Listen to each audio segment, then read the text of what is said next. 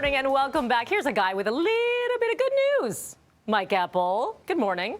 Hi, how are you? I'm good. How are you? Okay. Okay. Like a little bit. A little bit. See, I said that's why I prefaced it with a little bit of good news. It's not great, but anyone that's monitoring gas prices is looking for something here, Mike. Prices are coming down tomorrow. Okay. By maybe 3 cents. You know what? I'll take it. We'll take it.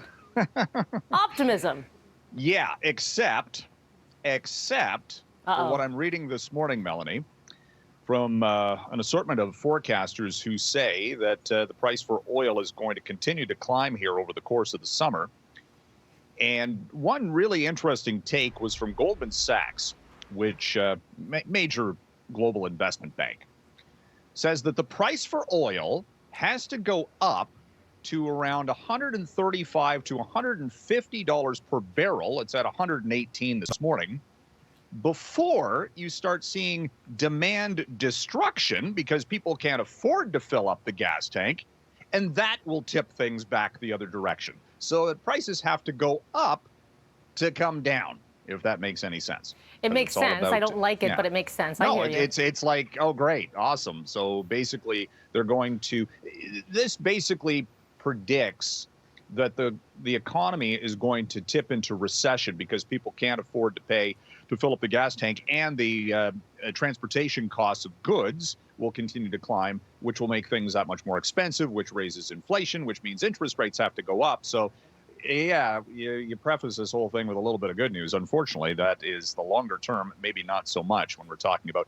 and the Reserve Bank of Australia this morning raised interest rates 50 basis points. And that was a surprise move, actually, because that central bank and many others, let's face it, they were talking about keeping interest rates low till 2023, 24, because no one saw this inflation pressure building as fast as it did. Mm-hmm. So a lot of central banks got it wrong, and now they're trying to play catch up. And what does this do? Well, it just leads to higher borrowing costs for consumers who basically took on a whole bunch of debt during the pandemic. Right? And because interest rates were so low, and now over the course of time, we're going to have to pay for it. Mike, we've got about 30 seconds left with you, but I want to try to get two topics in here. Can we talk about what happened with Apple?